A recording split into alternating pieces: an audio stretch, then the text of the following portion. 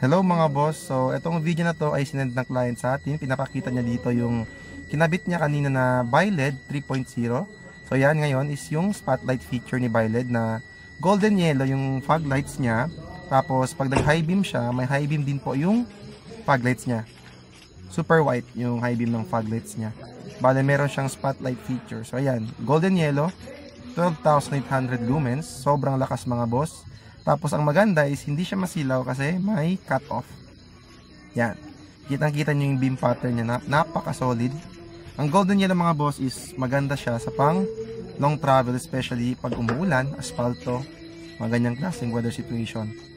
So ngayon, mag-high beam siya. As you can see, sumasabay din yung fog light sa pag-high beam. Yan. Sinan po ito ng client mga boss, actual review ni client.